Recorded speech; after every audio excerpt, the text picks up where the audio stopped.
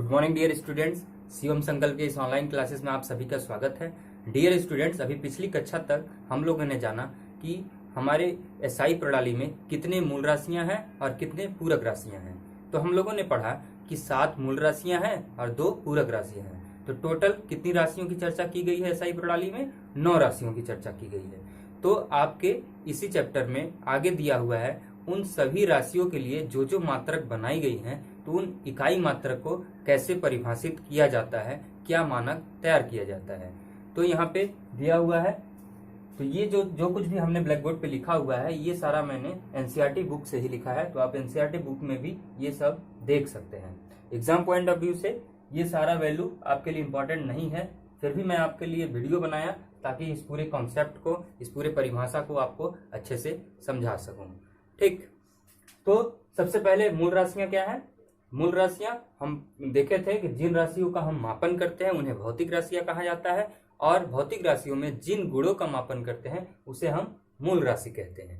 और मूल राशियों को व्यक्त करने के लिए हम जो बनाते हैं उसको बोलते हैं मात्रक, यानी एक मानक तैयार करते हैं जिसको सभी लोग पहचान पाते हैं। तो उसको व्यक्त करने के लिए हमने एक मात्रक बनाया और उस मात्रक को दर्शाने के लिए उसका प्रतीक बनाया, जैसे यहाँ पे मीटर के लिए m।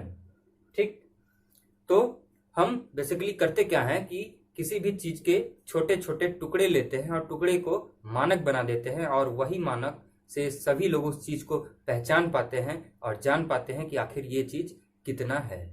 ठीक, तो हम अब चर्चा करते हैं लंबाई की। लंबाई एक मूल राशि है जिसका मात्रक हमने क्या रखा है? मीटर, और उसका प्रतीक क्या है? m। परिभाषा पढ़ लेते हैं। प्रकाश द्वारा निर्वात में 1 सेकंड के इतने वैल्यू वे समय अंतराल में तय किए गए पथ की लंबाई 1 मीटर है। अब आपको यहाँ पे एक मन में कंफ्यूजन क्रिएट हो रहा होगा कि यहाँ पे हम बात तो लंबाई की कर रहे हैं, तो लंबाई के 1 मीटर की परिभाषा में ये प्रकाश की बात कहां से आ गई? ठीक, तो हम समझते हैं।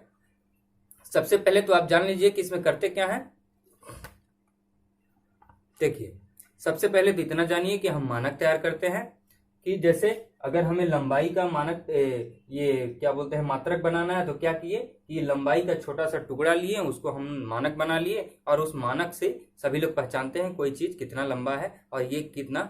अगर 1 मीटर का हमने मानक माना है तो पता चलेगा कि ये चीज 1 मीटर का है। इसी टाइप से द्रव्यमान के लिए भी हम सेम क्या करेंगे, कोई एक छोटा सा टुकड़ा लेंगे और उसका हमने द्रव्यमान का एक मानक तैयार कर लेंगे कि ये वाला जो द्रव्यमान है इसका 1 kg हम इसको मानेंगे, 1 किलोग्राम मानेंगे, जिससे वो पहचाना जाता है। सेम इसी टाइप से समय का भी हम मानक तैयार कर लेंगे कि इतना, जैसे कि हम जो बोल रहे हैं 1 2 3, तो ये जो बोलने वाले में हमें समय लग रहा है, हम ये मानक बना लेंगे। ये जो हमें बोलने में 1 से 2 बोलने में जो समय लग रहा है ये एक मानक होगा, और इस अंतराल को हम समय बोलेंगे, यानी कितना, जिसका मात्रक क्या होगा? सेकंड। ठीक, तो इस पूरे हम अब बात करते हैं लंबाई में प्रकाश का क्या कॉन्सेप्ट है। तो देखिए, ऐसा हुआ कि जैसे कि हमने कोई वस्तु लिया, ये वस्तु लिया और इसको हमने कह दिया कि ये 1 मीटर का है, इसको मानक मान लिया जाए। अब देखा ये गया कि ये क्या हो रहा है कि इसका साइज कभी कभार बदल जा रहा है। हम ये देखते हैं कि इसमें कोई रासायनिक प्रक्रिया हो रही है, रासायनिक घटना हो जा रहा है। जैसे क्या कि दोनों साइड मान लीजिए रस्ट लग गया, जंग लग गया, और ये घिस गया और इसका साइज क्या हो गया? छोटा हो गया। ठीक, अब इसका साइज छोटा हो गया।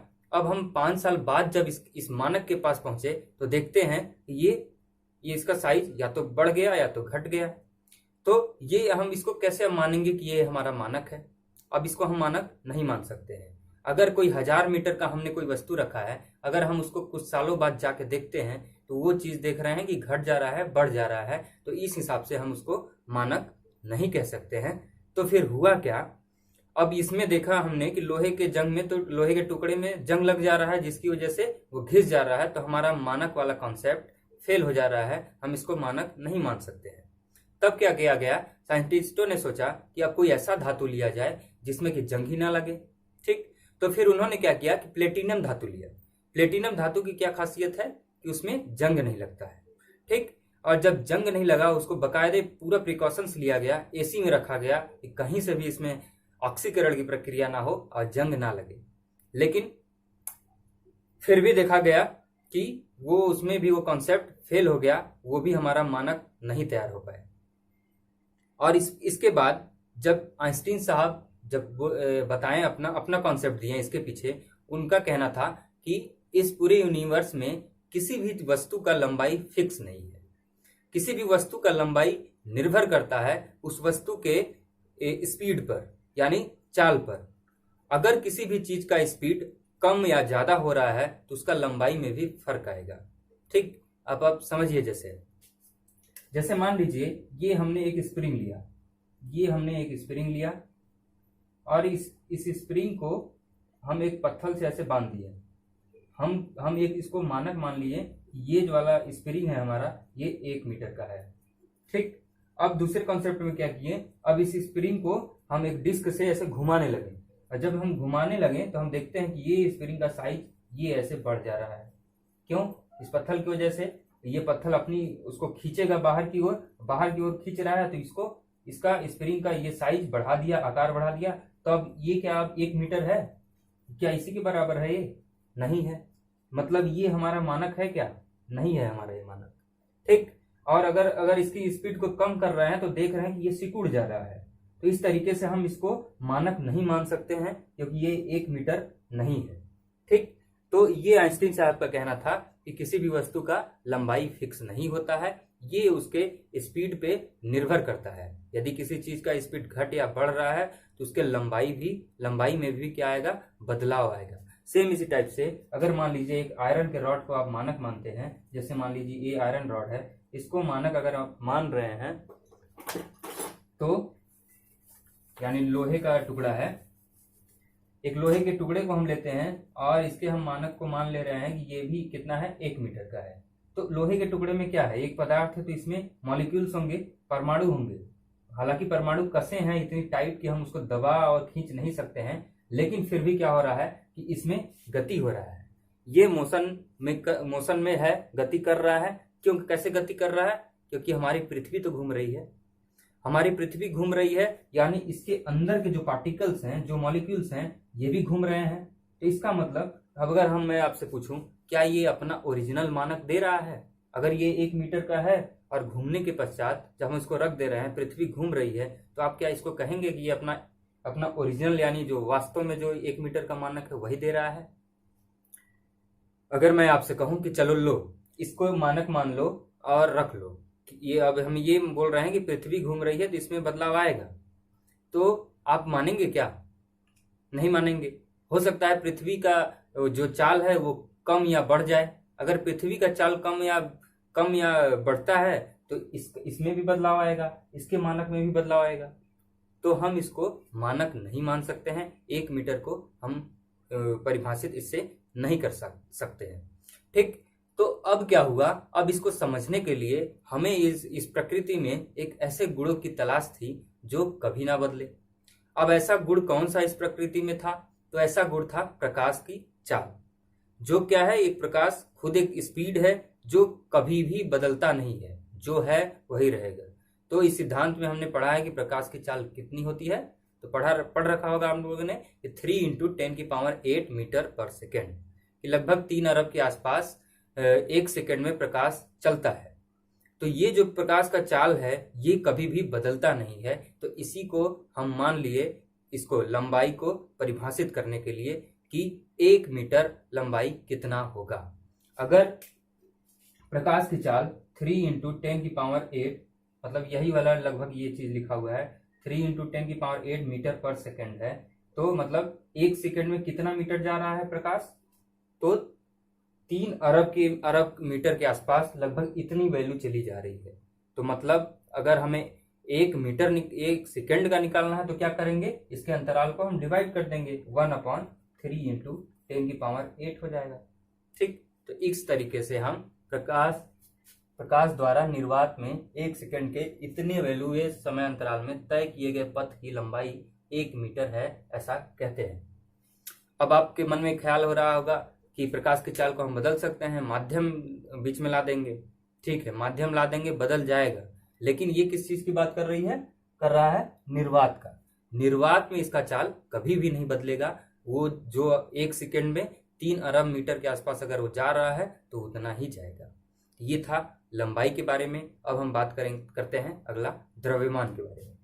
द्रव्यमान में क्या कहा गया है कि फ्रांस में पेरिस में स्थित अंतरराष्ट्रीय मापतोल ब्यूरो में रखे किलोग्राम के अंतरराष्ट्रीय आदि प्रारूप प्लेटिनम इरिडियम का द्रव्यमान 1 किलोग्राम के बराबर है। तो दरअसल जो किलोग्राम का इस यूनिवर्स में जो पहली बार जो किलोग्राम का ऐसा मानक तैयार किया गया था, वही मानक आज भी हम अप्लाई करते हैं, वो अभी भी वही है, इसमें कोई भी बदलाव नहीं किया गया है। तो ये किस धातु का बनाया गया है? तो ये प्लेटिनम और इरिडियम धातु का बनाया गया है, क्योंकि इसमें एक खासियत इसकी क्या है कि इसमें जंग नहीं लगता है। ये कभी भी अपना मास यानी द्रव्यमान को बदलेगा नहीं, जैसा था वैसा ही रहेगा। तो इसका मतलब क्या हुआ? आदि प्रारूप का मतलब प्रोटोटाइप। जैसे हमने प्लेटिनम इरिडियम धातु का एक छोटा सा इतना सा टुकड़ा लिया और हमने कह दिया कि ये कितने का है, 1 किलोग्राम का है, तो उसका प्रोटोटाइप हो गया, आदि प्रारूप हो गया। और इसी टाइप से हम अलग अलग बना दिए बाट, जैसे कि 5 किलो का बना दिए, 10 किलो का बना दिए, और ऐसे ही टन, क्विंटल वगैरह बना दिए। ठीक, और हम सबको बता दिए कि देखो ये मास जो है, ये द्रव्यमान जो है 1 केजी माना जाएगा ये। और इसी को कहाँ रखा गया है? पेरिस में ये रखा भी गया है अभी भी। ठीक, तो ये कॉन्सेप्ट था द्रव्यमान का। अब इसके बाद हम बात करते हैं समय का। समय को हम किसमें मात्रक क्या है समय का? सेकंड, और जिसका प्रतीक क्या है? एस। 1 सेकंड वह अंतराल है जो सीजियम 133 परमाणु के निम्नतम ऊर्जा स्तर के 2 अति सूक्ष्म स्तरों के मध्य तदनुरूपी विकिरण के इतने आवर्तकालों के बराबर है। देखिए, आमतौर से हम समय को भी, इसमें भी हमें प्रॉब्लम आ रहा था, क्योंकि स्पीड के साथ जब हम चाल में रहते थे, जब गति में रहते थे, तो हम समय को कैलकुलेट नहीं कर पाते थे, बता नहीं पाते थे कि आखिर 1 सेकंड का समय कितना होगा। जैसे मान लीजिए ये हवाई जहाज उड़ रहा है। ठीक, हमने कहा कि ये हवाई जहाज यहां से यहां आने में 10 सेकंड का समय ले रहा है। ठीक है, यहां से यहां आने में 10 सेकंड का समय ले रहा है। अब दूसरी कंडीशन में क्या हो रहा है कि आप एक ट्रेन में बैठे हैं, आप एक ट्रेन में बैठ गए और तब वहां से देख रहे हैं और काउंट करना स्टार्ट किए, 1 2 3, 1 सेकंड, 2 सेकंड, 3 सेकंड, और देख रहे हैं जब आप मोशन में है, जल्दी में है, तो जल्दी में यानी गति में है, तो देख रहे हैं कि 8 ही सेकंड में ये एरोप्लेन जो यहाँ से उड़ रहा था, यहाँ से चलना स्टार्ट किया, ये 8 ही सेकंड में इसको क्रॉस कर गया। तो अब हम इसको मानक कैसे मानेंगे? अब यहाँ से यहाँ तक का समय हम 10 सेकंड कैसे मानक तैयार करेंगे? नहीं कर सकते हैं, क्योंकि बदल जा रहा है। सेम इसी टाइप से एक दूसरा उदाहरण आप समझिए। अगर मान लीजिए एक ट्रेन है, इस पोल से आने में उसको 10 सेकंड का समय लग रहा है। ठीक है, अब हुआ ये दूसरी कंडीशन में कि आप भी एक ट्रेन में बैठ गए और सामने एक ट्रेन चल रही है, तो आप देख रहे हैं कि जब आप गति में हैं और वो भी जब गति में है, तो लगभग 10 सेकंड 20 सेकंड हो जा रहा है, लेकिन उस पोल को वो क्रॉस ही नहीं कर पा रही है। तो ये हम देख रहे हैं कि इसमें बदलाव आ जा रहा है। क्यों आ रहा है? क्योंकि स्पीड के कारण आ रहा है, चाल के कारण आ रहा है। अब समय को दर्शाने के लिए हम एक ऐसा मानक बनाए हैं, जैसे कि आज सूर्योदय हुआ, कल सूर्योदय होगा, इनके बीच का समय कितना हुआ? 24 घंटे का हुआ। 24 घंटे हुआ, यदि हम 24 टुकड़े किए तो वो कितना हुआ? 1 घंटे का हुआ। 1 घंटे को जब हम 60 टुकड़ा कर देते हैं तो वो 1 मिनट हुआ, और जब 1 मिनट को हम 60 टुकड़ा करते हैं तो 1 सेकंड का हो जाता है। तो इस तरीके से हम देख रहे हैं कि पृथ्वी मूव कर रही है, पृथ्वी मोशन में है और हम भी मोशन में है। तो जब पृथ्वी गति में है और हम भी गति में है, तो हम देख रहे हैं कि हम किसी भी चीज मानक, समय का मानक तैयार नहीं कर पाएंगे, एग्जैक्ट आंसर नहीं बता पाएंगे कि आखिर 1 सेकंड कितना हो रहा है, क्योंकि इसमें बदलाव आ जा रहे हैं।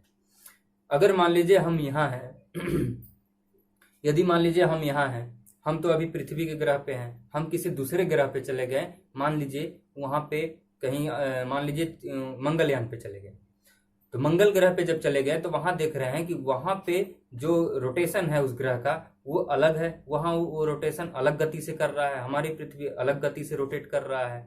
तो वहां का समय और यहाँ के समय में अंतर आ जाएगा। तो हम क्या चाहते हैं कि जो मानक हो वो पूरे संसार में, पूरे यूनिवर्स में एक मानक हो, उसमें कोई भी किसी भी प्रकार का बदलाव ना हो, हर जगह वही लागू हो।